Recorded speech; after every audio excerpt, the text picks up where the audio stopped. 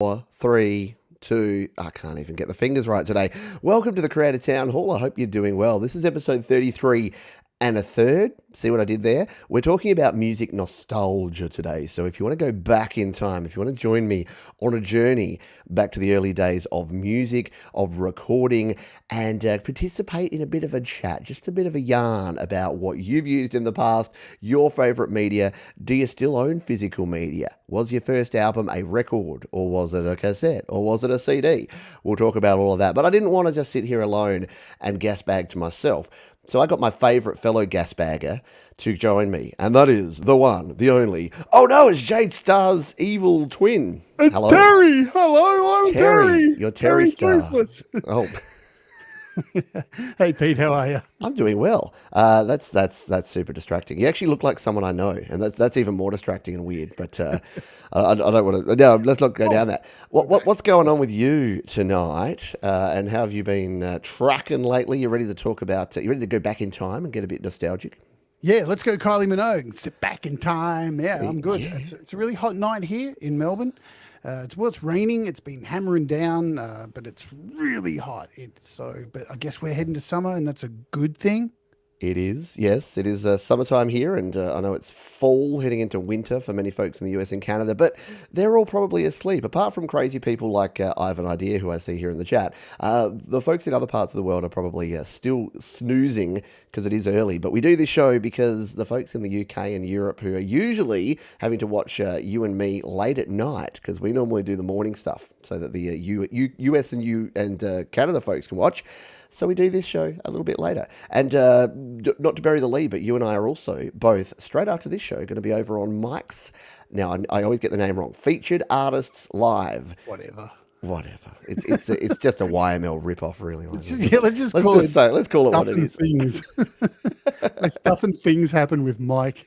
Me and Mike, and last time I was on Mike's show, I swore. I was the first person to actually drop an F-bomb on Mike's show. So hopefully I'll be able to avoid that. But what we're going to talk about here today is just a little bit of a back in time nostalgic sort of rant about a few things. And the first thing, there's a poll. If you're here on YouTube, there's a poll down below. Hang on, there's a poll down below, and you can answer what format was your first album. And I'm going to ask Jade Starr, and then I'm going to tell you about mine. But what format was your first album? Was it a record? Was it a cassette? Was it a CD? Was it digital? Are you so young that I'm going to yell at you and get you off my lawn and that you bought it digitally?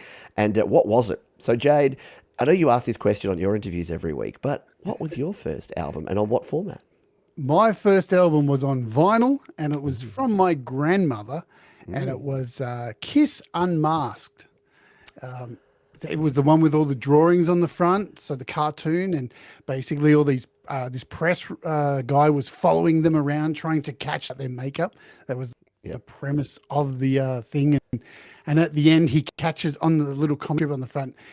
He catches them down a laneway, and they're all in suits, and he's like, "I've got you," and takes a snap, and they all turn around in their suits, and they've all still got their makeup on. It had the song Shandy on it. I love that song so much. I remember watching, remember in the morning you'd have cartoons, and then they'd have like a video clip in between the cartoons. Yeah. That clip Shandy was always played, and again, it followed the same kind of premise as the vinyl. With the whole makeup and being caught at the end, and they turn around and they got makeup on. So it was on vinyl, and it was purchased. I even remember because the sticker in the top corner was $5.99, and it was from Fossies. Fossies? What's a Fossies when it's at home? Well, they don't exist anymore, but it was like a variety store, and the catchphrase was, I think, "I found it at Fossies." Right. Oh, okay. So Australian. Love it. A bit like a Cole's New World, or like Big W and that sort of stuff. Yeah. Yeah. Okay. Fossies. Very cool. We'll throw it out here to the crowd here. We've already got Kenneth, who says cassette was his first, and I have an idea. His verse was on cassette as well. So mine was actually also cassette, and I've told this story before. I think I told it when I was chatting with you on one of our many rant shows on your channel, but my first two albums were by Europe and the Eurythmics. So apparently I hung out in the EU section of the cassette store, and they were actually bought from Kmart. And weirdly enough, where I live now, like this is how local I am. Where I live now, when I bought those at the age of 8 or 9, the same Kmart store is still my local Kmart. So I literally go and walk around in this Kmart store where I got those two tapes back in the day, cassette tapes that were awesome. Can I ask, does your Kmart have the checkout in the middle of the store? It does now, and it gives me it makes Why? no Sorry, sense. I don't get And it there's at nothing all. worse than when you go in and you check out in the middle of the store and then you take your stuff to the front. They're like, "Oh, can I see your receipt?" I'm like, Yeah, "Well, you wouldn't have to if you put your checkouts at the I know. freaking doorway." Why Oh, do that? It is the dumbest shopping experience I've ever had. It's only Kmart who do it. It's terrible. it doesn't make any sense at all. Artie G's in the house too. Hello to you. Hello, Barry Smith. Hello, John David Lees. JDL says he had vinyl as well. Gregory Sullivan had Fleetwood Mac. Now, come on. If you can't have Kiss, Fleetwood Mac's a pretty good option to have for your very first one. Dave had Adam and the Ants. There you go. Oh Bit yeah. of vinyl Adam and the Ants. That's pretty cool. I've got something special here because that was my first cassette, but because I didn't have a record player. But then I did get a record player, and my very first record, and my Australian friends will recognise this handsome gent. God. This is John Farnham, and this is The Age of Reason. There he is. Look at that. Look at that attractive man there with the mullet and everything. So for the kids watching, this is a record. It comes in a sleeve, and you take it out. It's a big disc like this. It's like a large CD. And then I show this to my children. They're like, "What's a CD?" No, they know what a CD is. But yeah, this is the vinyl by the Victor Company, God, RCA look at Victor. that. The beautiful black shiny vinyl there, and it's definitely had plenty of plays because it's got some scratches and some artifacts on there. So that was my first. And look, it goes back. Did you have a vinyl collection, or did your parents have a vinyl collection? Do you ever get in trouble for like not putting them back properly in the right cases with the right plastic bits? Was your house one where you had to look after your stuff? Well, my mum had the record collection. She was the Nice. big music head. My dad listened to horse racing on a little transistor, the most unmusical Race human 7 being on the from planet. Doomben. Check the ticket, Yeah, boys.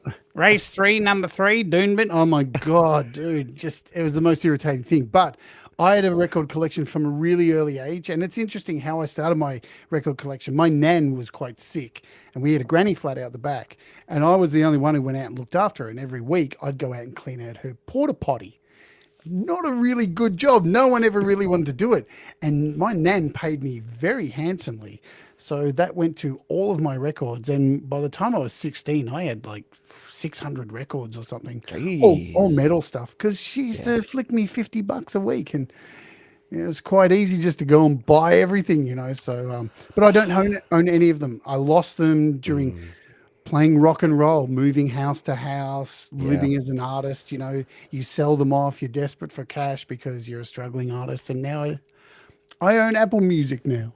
Yeah, and we'll talk about that because obviously, we wanted to go back to the start of sort of our journeys, and I know many people are the same. So Wild Rose CC says here, yeah, good morning from Boston. First album was Carole King. That's some classiness. I love that. I'm a little bit sad that Europe was my first album. Speaking of Europe, you got a bit of Boy George look going on there with that. I think there that is a Boy variety. George thing in here as well. I'm pretty sure there is a Boy George one. Oh, I like it. That's not it, but yeah.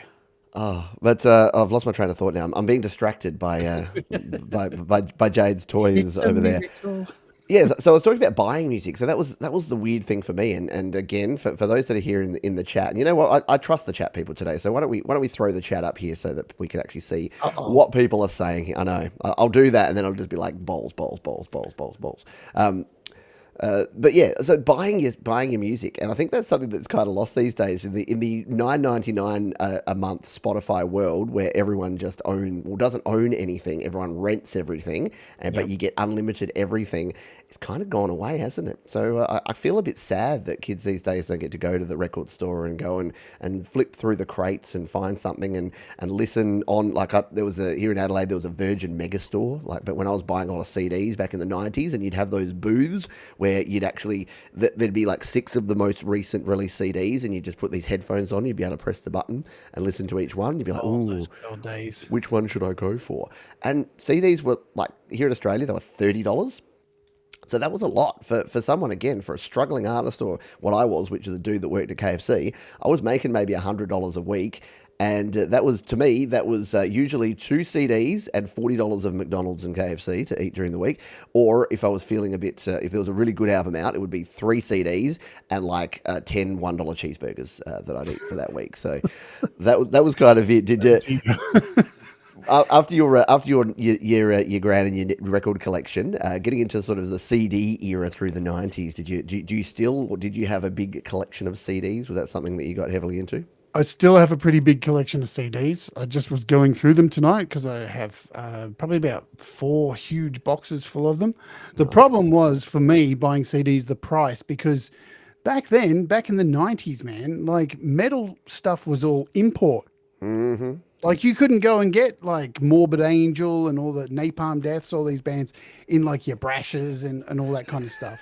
Brashes. You couldn't do it. Old Brashes. That we had specific shops like Metal from Melbourne here in Melbourne, Pipe Imported Records, and it was the same with dance music too. There was I can't remember the name of the dance store here in Melbourne, but you had to buy everything on import, so you were paying heaps more money. So a CD was like $35 to $40 for a CD. It's a fair bit more expensive. Yeah, but I still do buy CDs as well. Like I bought the new Mr. Bungle album this last year. I bought a Bramlin. So if it's a band that I really like, Yeah. I will still buy it. But I'm definitely going to get into vinyl again, I do believe, because when I finally release my Dread Circus album, it's going to be a double vinyl album. So I Nice. definitely Yeah. want to get a record player and go old school again. Well, like, yeah, I've been on the fence for a long time. Like, I've started getting back into my CDs, and that's why this sort of inspired me to do this, because I'm like, oh man, I've got literally hundreds, probably in the thousands of CDs stored upstairs, and I was there looking at them today, and I'm like, I dabbled in vinyl back in the day. Like, I had a few cool things here that I bought back in the day, because Big Star Records here in Adelaide was the big record store, and I didn't keep them in very good condition, but this was pretty cool. This is this is a cool Foo Fighters single, so the first single from the first album. And again, for those that don't know, this is a 7-inch. So this is the singles, a 45 RPM 7-inch single. 7 inches. I know, hang on, 7-inch. So if you've got a smaller player, you can use a 7-inch. Not the size that counts. It's not the size that counts. And I found this one here today too, which many people may relate to, and this is the Cass single. So this was like a weird hybrid thing, and this one's actually got the original price tag on it from John Martin's. So that was a now defunct department store here in Adelaide that very few people outside of those in Adelaide will know. It's like a David Jones, Meyer, Grace Brothers kind of store. Like So yeah, a Fossies. There you go. So $3.99 for this Heart single from John Martin's back in the day. Is that your 7 inches that you're showing us there? That's my 7 inches. Best I've got. I didn't have any bought music to show on the stream tonight. Only made. Only made. Well, yeah. Well, and we'll talk about made in a sec. So we've got everyone. There is a big storm coming through Australia, by the way. So if my power goes out, or if Jade's power goes out, if we just disappear, it means a massive bolt of lightning has struck us down from above. But interestingly, so Deep Gravity said his first album owned was on cassette. I prefer not to call the vinyl record of Christmas in Smurfland. Oh, nice. Well, yeah, mine was probably the what were those Chipmunks? I think there was a Chipmunks album that we had, a vinyl back in the day, that it was probably the actual first one. Oh, that's just terrifying. I'm a chipmunk.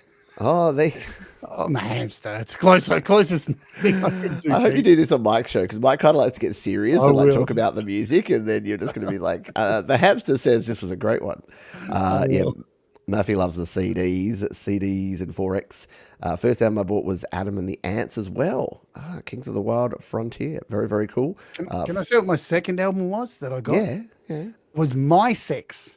Oh, computer games? That one? Yeah. Very, very cool. Oh, look at this. Like Bo Schaefer's, we've got Ringo Starr. It doesn't come easy. That's pretty cool.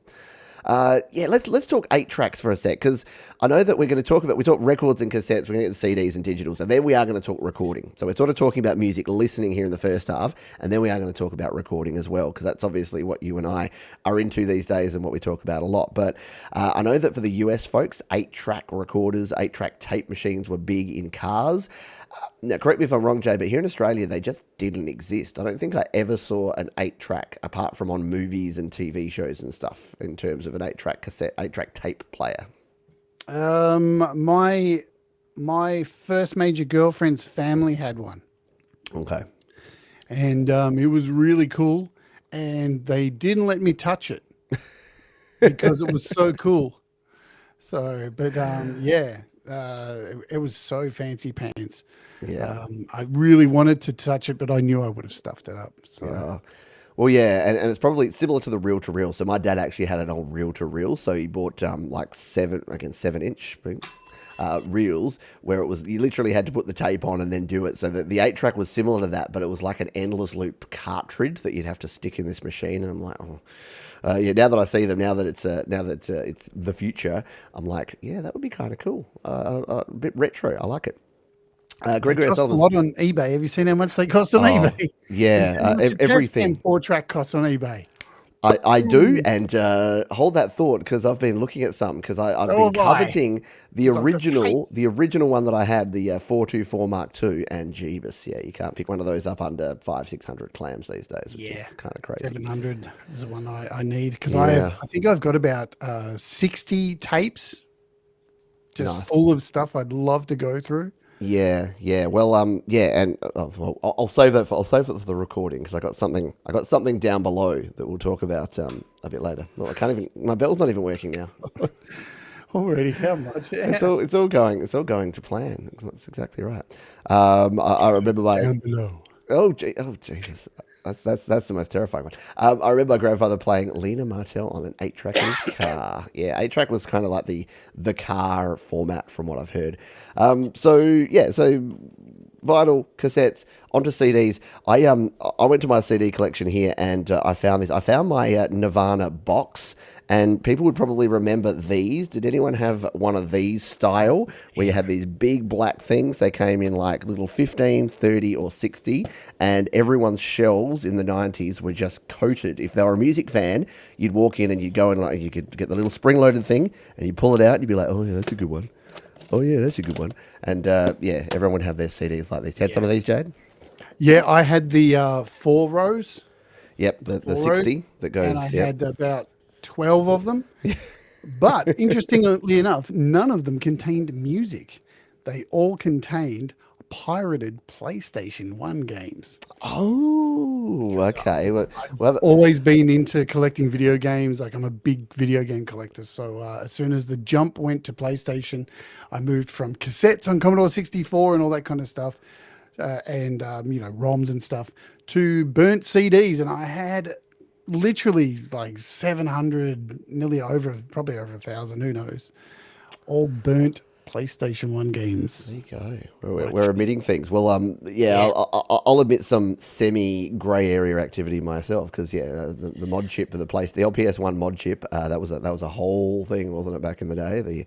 Everyone was into it. Barry Smith says, my first one was a radio with a tape player on it. Yes, when I was 10 years old, I record my voice on the tape, and no one knew. One day when I pressed down play and record at the same time. So that's probably another thing, making mixtapes off the radio that were using a blank tape. And I actually have, I found this in an op shop the other day, and I wanted to open this here live because I want to smell it. And this is an original Silver Sound 60-minute compact cassette. Oh. Yeah, there you go. There's a D60, is that? DDK D46. D46. D46. That was special order. That's pretty cool. Yeah, so, yeah. That's, Despised, my first band's demo. There you go. Well, we'll talk about demo tapes and recording to tape, but I want to smell this. And in case you've never seen, a fresh new old stock blank. Oh tape. my God, it's fresh. Look at that. Yeah, plastic wrapper off. They're the real cheapo ones. These were the like, shake it. You can always tell how cheap they are by shake. Yeah, listen to that. Compared to this. Yeah. And many would know Right. that, if you tape loop, you got to use your Bic Biro in there to spin the reels. You can't fix that stuff though. Those cheapos, man. But You can you'd always what tell you a do. TDK compared to one of those. I know you'd play these, and just the wow and flutter would just be the most. And you have to, and you would have to snap out the top here. You'd have to pop Yes, out the pin if you didn't want to tape over it. that's your right protection tabs Yeah, there. If you didn't tap them They were out, you could cool. easily do it.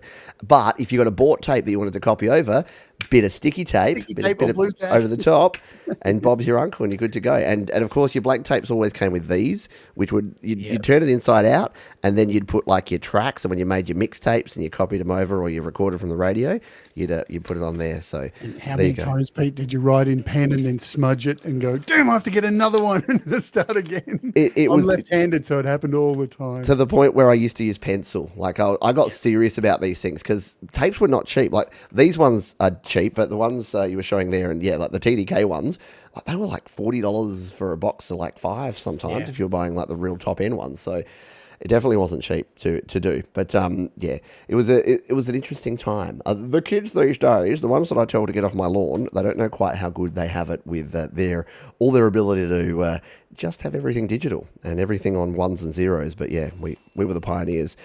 Speaking of Off my lawn.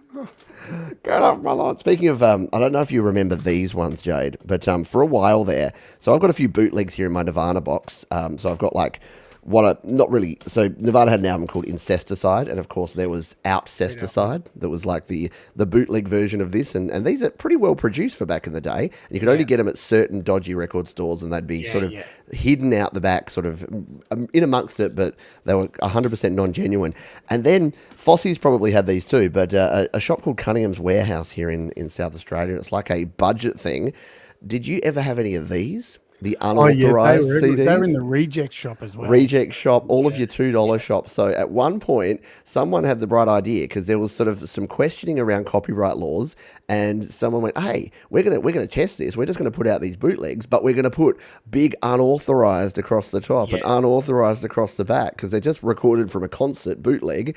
And they lasted about 2 years, and I bought up a bunch of them. I've only got my Nirvana ones left, but and they were about $3, so that was the cool thing, as opposed to a regular bootleg that was 30 or 40, as we talked about.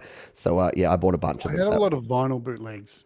A lot of vinyl bootlegs. That Metal for Melbourne, this metal store, there's this guy who used to come in every Saturday and he'd bring in all these bootlegs. So he'd only be there for that day. So everyone would come in and flick through the bootlegs. I think I had a heap of Metallica ones. So many bootlegs, like Iron Maiden, because back then it was Iron Maiden, Metallica, all that kind of stuff. Anthrax. They were shocking quality. Absolutely shocking. But you felt cool because you had them. You were like, yeah, I've got this, and they cost me $50, and it's unlistenable. But how much cooler than you am I? Right. Yeah, and that's the thing. Like, remember, this was pre-internet, and again, I know that based on our crowds, there's probably not too many people here that don't remember those times. But if you don't, it wasn't like you could just someone put the footage of a concert on YouTube. If you wanted to see a Faith No More concert from the '90s, you wouldn't just go Faith No More 1996 in Los Angeles, and boom, you got like 14 different videos. It just wasn't available. So you felt so cool and underground when you could get these bootlegs and these artists and concerts that no way you could actually ever get to, but you're listening to it. And it's some dude recording with literally like a dictaphone just standing there like 14 rows back from the stage with a like friggin' micro cassette, and that's it. I was a tape trader. I was a big tape trader because metal was so underground back then. Tape trading was the way to go. I think that this guy, he was in Sunshine here in Australia, St. Albans or something. His name was Dave Destruction, and he used to put out this little paper list with like 8 pages of all these like demos of Carcass and stuff, and you'd like hit him up and he'd send you out tapes, and you pay him like $20 and end up with 8 cassettes, and that's how we had to do it back in the day. Metal was super underground. You couldn't import that stuff. No label would touch any of it. It was super underground. I kind of miss those days. Now I look at Bandcamp now as being that. I think that's I think much the underground.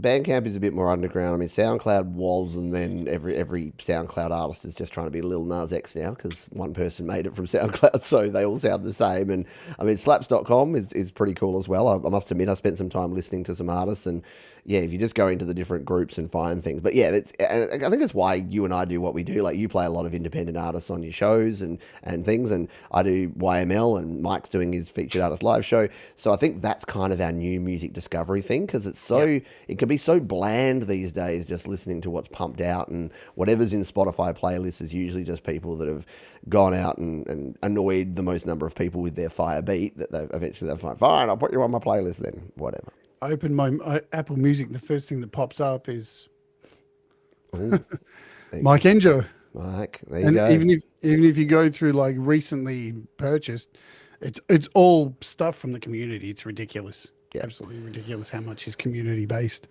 It is very, very cool. So we're halfway through. If you're just joining us here live, hello. Please answer the poll question, because I'm about to change it to another question here. So let me know what was the first album you bought and what format was it on. Let's pivot over, because we've only got 25 minutes left, because you and I are both over on Mike's channel. Speaking of the wonderful Mike, we're But both does on it his channel. start straight after this? It's got an hour break, hasn't it? I don't think so. I think it's straight after this. You sure? I thought it was I at hope so. 11. I thought it was at 11. I think when I'm on it, he usually makes it at 10. So I'm hoping he has, because he knows I'm an old man, and I don't actually stay up that late. I know he's made it. I know, dude. He's made it at 10:30. Yeah. This is I was going to be gonna a problem, because on. you may be flying solo with Mike. Oh, come on. Come on. no, Just don't have your Bonox yet. That's rough, because I'm like, well, I'll be because this is my bedroom studio, so Georgie will be in bed, so that'll be interesting. I'll be out in my lounge room. I'll go outside. I'll go out into the thunderstorm, and I'll do it live from the backyard. That could be fun. We'll address that afterwards. We'll see. Because I think last week it was supposed to be at 9:30, and now it's at 10:30. But he's probably not realised that we're in daylight saving now, and not realised how old I am. So recording.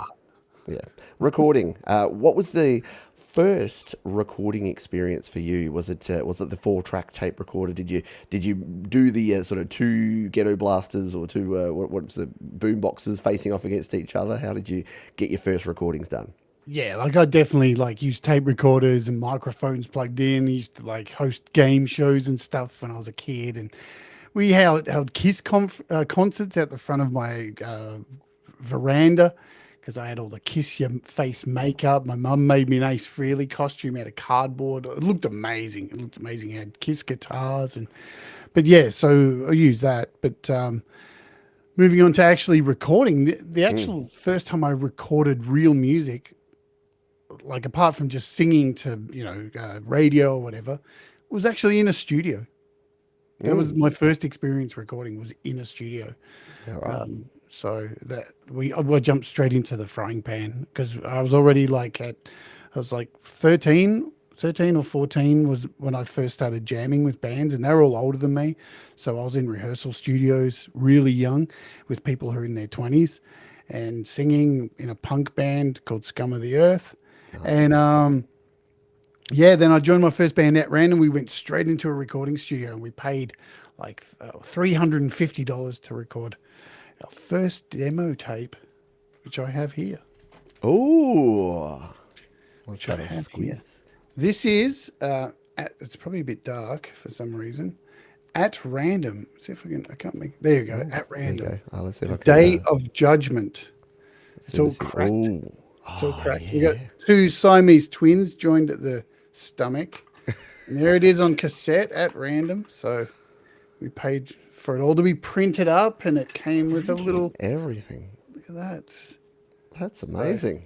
When was this done? So this is 1990, I think. Wow. 1990, yeah. And that's the thing. Like back in the day, you would have to actually like you could do your own tapes. You could like record them and just record tape to tape, but it would sound absolutely shite. So if you wanted decent quality audio, you would need to get a tape duplicator. Again, speaking of professions that no longer exist, that no one actually does anymore, but a tape duplicator, which is where you'd have to actually pay someone, to do exactly that. We did similar. I never went to quite that level, but this, I think I showed this before on the channel before, but this is from Adelaide Tape Duplicators here. This was my original demo tape here, but it had no labels. So we would literally print on our old inkjet printers at the time. You could buy little stickers and you'd stick them on there, and that would look absolutely terrible because they'd be in like 3 colors and just looking really rough. And then we'd make our own. Again, same thing. You'd make your own because they didn't put any inserts in here. So when it was a demo tape, and I remember handwriting my phone number, like my landline number on these, and just giving them out to people going, oh, you want us to come play a gig? We'll come play a gig. And that was in an actual, well, no, I was going to say that was an actual studio. It kind of was, but that was, when I say actual studio, that was a stoner dude that had an 8-track digital recorder in his house. And we just went there to record. So that was well after I'd sort of started, because I started on the 4-track tape machine. So that was the very first was the Tascam. And I think we talked about this before, but my Tascam Porta Studio, this is the one. The 424 Mark II analog 4-track multi-track. And as you can see there, these days, $420, which as we know is $14,000 Australian.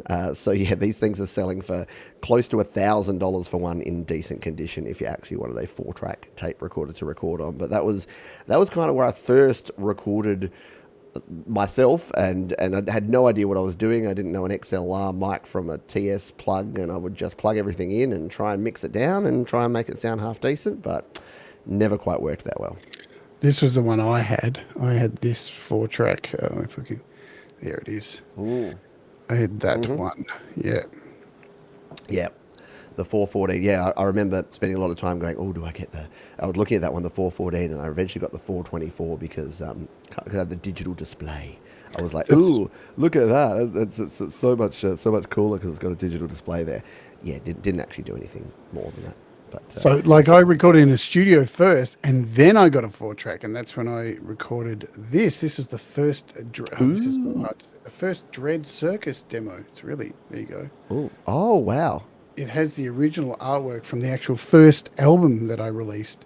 Wow. So, and again, like, this was all, this was when we moved into like CD printing covers. This was done all on my printer and stuff. Yeah. So.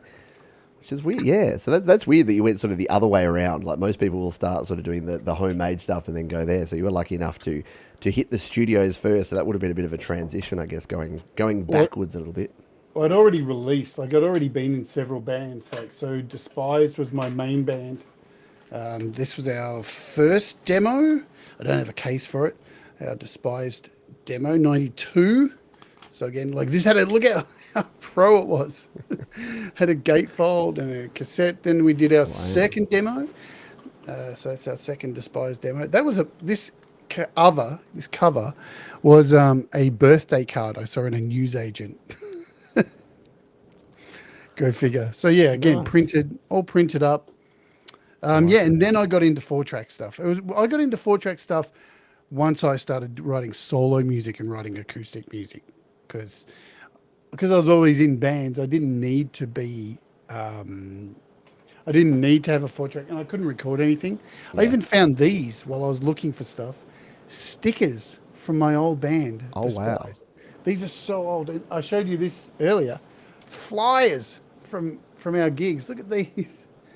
Wow. What is that? Elevator music for acrophobiacs. Yeah.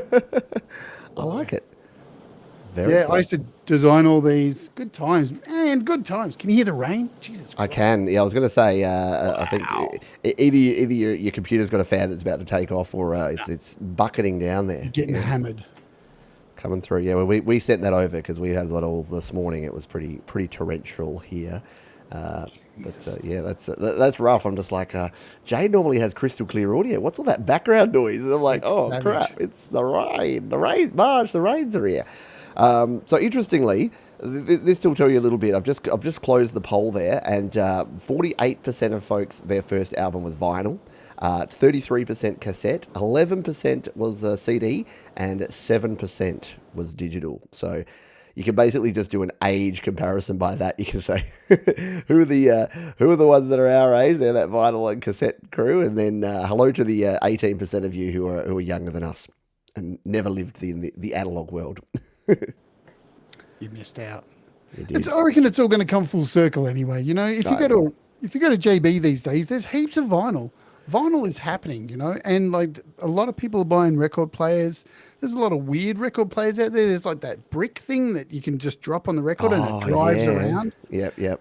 There's so many different styles. So it's you know, it's like everything's like disco. It comes back.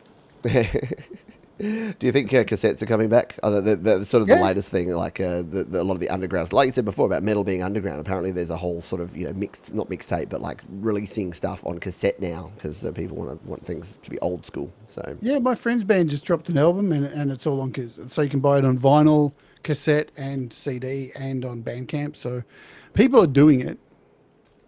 They're mostly old fogies like us. So. I'm going to put another question here in the poll because I'm going to ask you, what did you first record using? So for those that are watching here live, or if you're watching on the replay, you can leave a comment, by the way, and drop that down in the description. While you're down there, and while I'm writing this, Jay, why don't you let folks know what's going on over on your channel? Because there is a link right here pinned in the chat, and if you're watching live or down in the description, you can go over and check out Jay's channel and her how-to app on iOS show. So what you been up to this week and next week while I get this poll set up? This week, what do we do? We looked at a whole bunch of cool apps. I can't even remember them. I need to open up a photo of my Photos app to actually see what I was looking at this week. Today I was working on the FMC new video clip. I'm going to have that finished probably tomorrow. I'm not going to release it till probably. I'm thinking of releasing it for YML. And doing a censored version again. So it's not as bad as the other one. The song's called Placenta Pancakes and Puke. So it's not as bad as the other title. What did we look at this week? We looked at Dragonfly, new Bleace app. We looked at Object, which was this really cool thing where you can drum on a table and it picks up the sound and makes it drums. Monoleap, which was this really cool iPad thing. Tomorrow, what we're doing on the show is really exciting, really, really, really exciting. I've got Matt Seven on the show, and Matt Seven is an amazing artist. He's got amazing original music. He started his YouTube channel quite a few years ago doing covers, and he's got like 51,000 subs. He's done a great duet with Hetriani, and he's just dropped a brand new single. He's really, really awesome singer. So I'm really excited to have him on the show tomorrow. Awesome. And next week, all week is Swam week because Swam just dropped their brand new woodwinds pack. So saxophones. So goodbye, sensuous sax.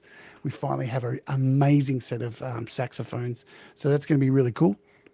And that's going to be all next week. And I think my following Matt's interview, next week's 50th interview will be with SM Borthwick. So can you believe it? 50 interviews. Holy hell. That's too many. You must be done. Yeah, it's too much talking. I'm tired. Exhausted. Metalhead Hippie's here. Boom. Oh, boom. Hello, Metalhead Hippie. Boom. I don't do the boom well enough. Hang on. Boom. No, I'm not good. Boom. Can't do it. Need more effects for something like that. Speaking of music and speaking of shows as we were talking about before, if you want another place that plays awesome music and is a true supporter of independent music, go check out the Metalhead Hippie. And I drop in a bit like your show, Jade. Like you do an hour a day, and I still only manage to get there for 15 minutes a day. The Hippie does about 6 or 7 hours, and I drop in for my lunch break, and then 4 hours later I'll drop in my dinner break, and Hippie and his crew are still there, just watching and listening to music. Are you trying to look like me? You're trying to, or you look a little bit like Dr. Evil. Can you just say 1 million?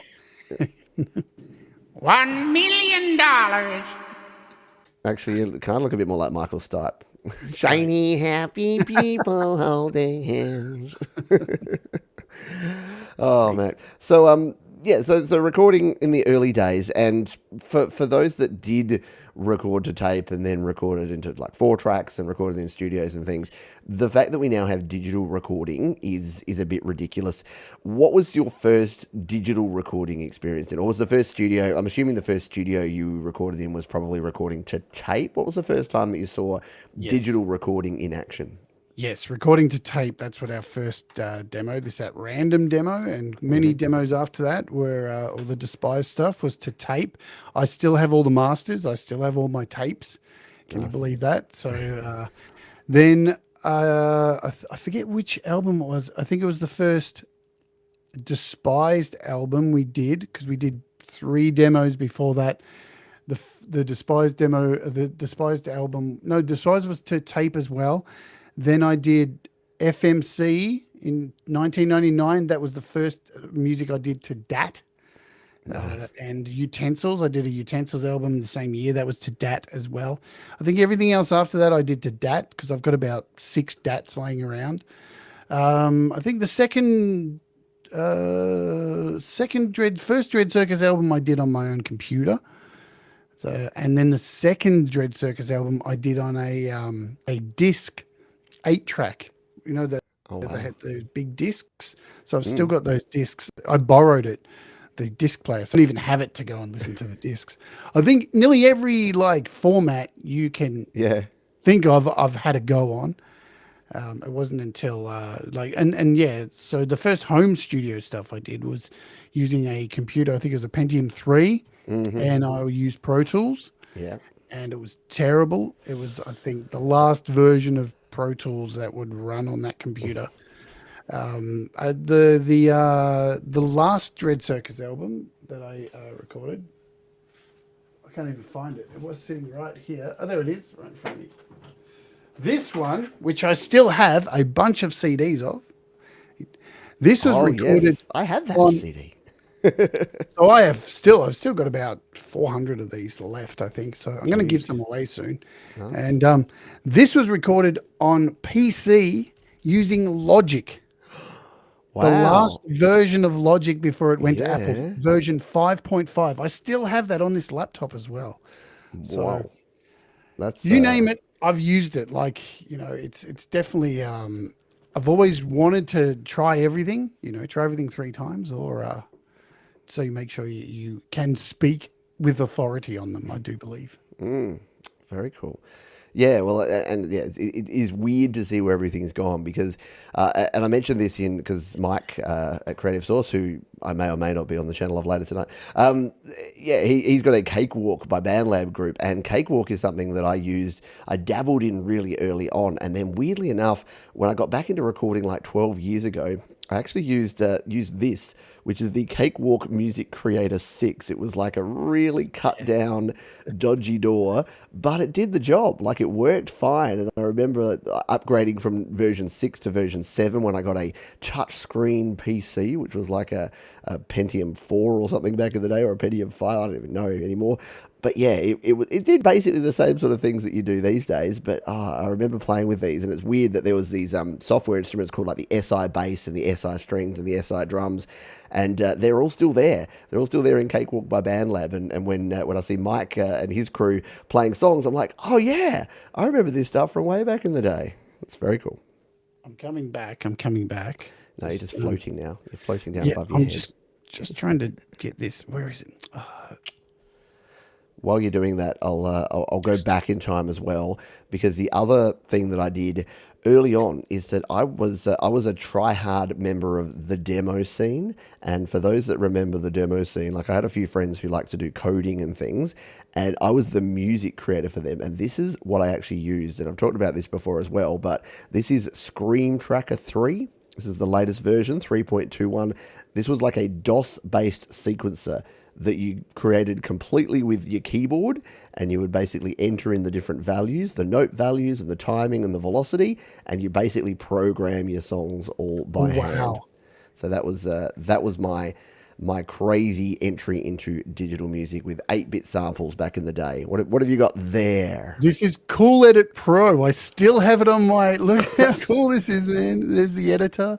So I Wow. still have Cool Edit on my laptop at the moment. I'm a stickler for old school stuff. I have to go and get this stuff back. I still probably have projects on here I could open and stuff. But this thing still works. It Yeah. still works. It's amazing, like that it actually can still function on a Windows 10 computer. I made a whole bunch of demos on this thing. I love Cool Edit Pro. What did Cool Edit become? It became That came Pro Tools, didn't it? Wasn't that the no, no, the no, end? no, no. It became an Adobe thing. It became Oh, Audition. Adobe Audition. Adobe Yeah. Audition. That's what Yeah. it Yeah. became. Yeah. Sorry. Wasn't Pro Tools something else originally, and then it became Pro No, Tools? No, Pro, no, it was Pro just Tools was Pro Tools. Yeah. yeah, but Pro Tools. That's right. The original, the OG Pro Tools, like you could only use the M box interface, and it was all Yeah. super locked down, and you Is had that to have Avid? exactly the right hardware and stuff. Is that the company who makes Avid. Mbox or Yeah. yeah? So they bought out Pro Tools to Yeah. work with their gear specifically, and then Logic got bought by Apple. So and that last version of 5.5, oh my god, old doors. Craziness. Yeah, looks like Xtree Gold. I sadly I get that reference. The Xtree Gold was like my file browser back in DOS days of choice, where if you want to copy things between things. I hadn't thought about that for about 20 years. So thanks for making me feel super old there, Cam. Good question from Barry. And for those that did record back in the day, how much did it cost to record music if you wanted to record your sale from a record company? So yeah, recording costs were interesting. What did you remember paying for studio time, or what it cost to yeah. actually produce an album? What was the going rate back in the day? So a demo. So my first demo, this at random thing, this cost us about $350. Yep. Mastering's probably $100, and to get the tapes done, it was all up. I think it was probably about $600. Yep. That was about the standard rate for demos to get stuff pressed and all that. Back in the day too, when you were doing mixing, you had to just send it off Yeah. to some, and you didn't get to hear it. You just paid them and you got it back and were like, oh, well, I guess that's okay. But when we recorded our Despised album, that's probably the most expensive album I've ever worked on. I'm trying to find it here on, where are we? Despised. Here it is. So this album here, I'll make it go a bit bigger. This album here, that didn't cost us. It actually cost $17,000 to record this. Jeez. It was a week in the studio, a really high-end studio. We had a backer who backed the whole recording, so they paid for the whole thing for us. And you know what the saddest thing was? We finished the recording, and it was due to come out, and the band broke up, and it never came out. Oh, jeez. So it only came out in 2018. I finally released it on all the streaming services. And yeah, it was so sad because the band broke up and we'd been together 5 years and we'd worked so hard to get to that point, had someone who paid all this money. And they just wrote it off as a loss. And So that's why it sad, pays to be man. independent, doesn't it? It pays to do rock and everything roll. yourself. But this wasn't a record label. This was just the people who paid for it. Like, I'm still really good friends with them. They just ran a pub that we played at. Yeah, okay. So they were just a pub who supported lots of bands and stuff, and they paid for quite a few bands' recordings. So it was completely independent anyway. But yeah, it just never came out, and that's rock and roll. Bands fight, you break up, but it's out now. And it's a really good, awesome album.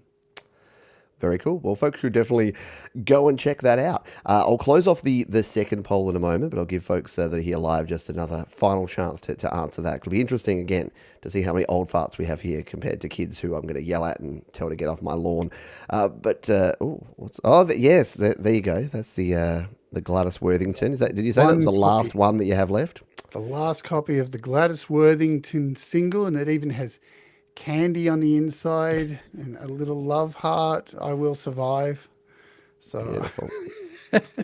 good stuff. That is the stuff. I didn't show this before, but I brought it down from upstairs, so I'm going to show it before we finish up. And that is that I did buy myself a new 4-track machine. So this is not the one I had, but this is the Yamaha MT120S. So apparently it just needs new belts, and I don't know what that means. But one of these days, I'm going to get this. Yeah. Apparently, it's easy to do, but I'm not The technical. little belts that go. Yeah, there's like a rubber band apparently. And Yeah, that's all it is. I showed it to someone. They're like, "Oh, it just needs new belts." I'm like, well, Yeah, "Okay." basically it's a So, square shaped or a square rubber band, pretty much. but Yeah. yes, but it looks very very cool, and yeah, it has all the dials and all the knobs and all the sliders on here. So one day when I'm feeling adventurous and retro, I'm going to get that back up and running, because that's a weird thing these days. As you mentioned about vinyl and cassettes and things, people are now going back in time a little bit. So as much as we all have, Macs and iPhones and iPads and GarageBand and Cakewalk and Logic and Pro Tools, yeah, people are going back and trying lo-fi old school ways of recording, and they're still legitimate. So who's the Steve? Is it Steve Albini, the producer for Nirvana's In Utero album, that still records to tape and will refuse to ever record to digital? He just says no, tape's just better, and I just prefer it, and he'll never change. So yeah, there's still a lot of folks that are still doing these sort of things. What's that one? Is that the This is the Boy George. Boy George? Yeah, that's more Boy George. It's a miracle. Very nicely done. So if anyone's got any final questions, thoughts, comments for Jade or for myself before we finish up. Oh, the other one I was thinking of, Band in a Box. I used to use that like crazy back in the day for recording, but I forgot my thing for that. So I'll close off this poll. I'm not sure if we've had very many votes, but I'm going to close it off anyway. There you go. We're closing it. So this I released. Ooh. I did show this. This is called Biopsy, the Garden of Regurgitated Cats. And this was a joke. We got really stoned and made this in like a day with just a guitar and into a little 4-track thing. And it's so cheap. I mean, it's all written in pen. It's so bad. And we just went and put it on the shelf at Metal for Melbourne to see how many we'd sell. And we sold heaps of them. People actually bought them. And one of the songs is called Jive Turkey. And it's just two of us going, that's all it is.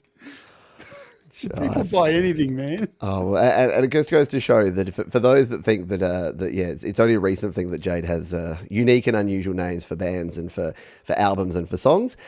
No, she's been doing it for years, for decades. Got to be different. Very, very cool. So it's to tape. Most people did actually first start recording to tape, which does make sense considering the vinyl and the tape. So 85% of you first recorded to some sort of a tape. 10% was on a PC or Mac. 5% on a digital device and digital mobile device. And yeah, no one on a digital recorder. So they were kind of that in-between thing. There was this really brief period of about 3 or 4 years where people would use these hard drive-based recorders and DAT machines and things and record to those instead of actually using a PC. And then PCs got beefy enough to have Pro Tools and to start recording onto. So yeah, it was only a small window there. So I didn't expect that anyone would have used those particularly. But yeah, a lot of people recording to tape.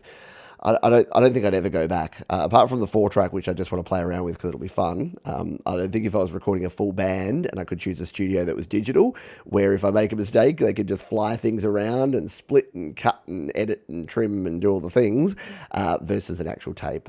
Yeah, I think as nice as it's been to sit down and have these nostalgic chats, I don't think I'd want to go back to that. What about you? iPad. I'm happy with my iPad. Yeah, I'm moving over to the Mac soon. So I've got Logic, and I'm going to do a thing next month, I think, where I'm going to record a Dread Circus song using Logic and using the iPad to solely control Logic. So that's my thing, a little bit different than what you're doing, but I'm looking forward to jumping over onto Logic because I don't really just want to go into GarageBand on the Mac. I've already done GarageBand on the Mac before. Yeah. I want to go straight to Logic. I really love Logic, so that's exciting. But I'm more than happy staying on iPad. iPad does some amazing stuff. It's. I've been doing iPad music since 2010 or 2012 when the first iPad dropped, and making music on iPhone way before that. So I got my first iPhone 2007. I can't go back. No. I love the iOS ecosystem, even though it's got ups and downs, but it doesn't everything.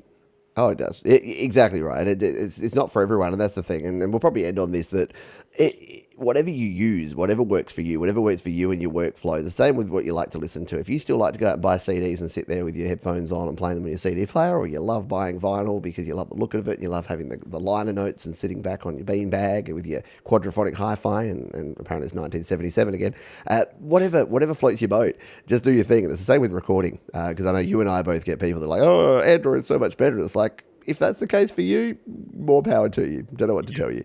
Or yeah, I can't believe you use a Mac. I use Windows for 25 years. I've only just changed to a Mac. So it's very weird when people like accuse me of being a Mac fanboy. Oh, you look. Who do you look like?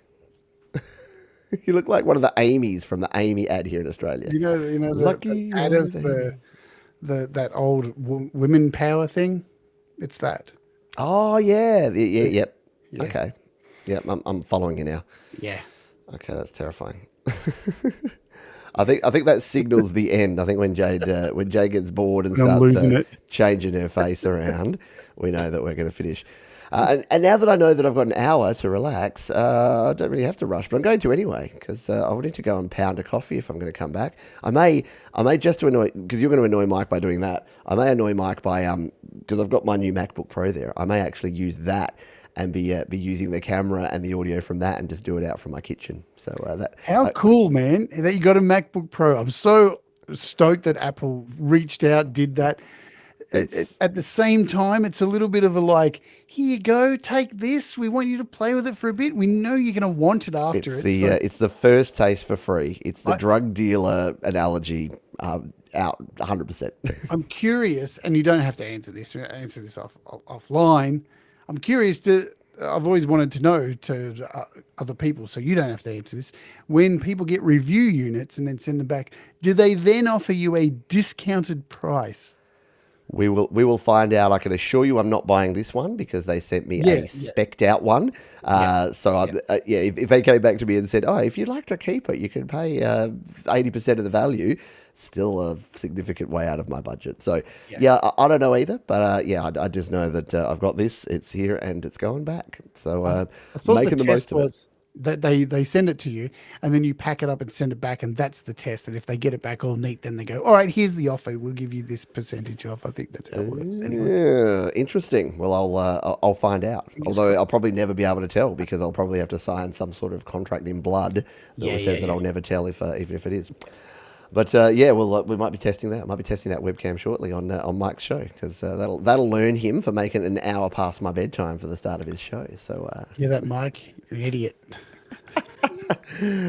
Do a favour for people, and I don't know. An idiot.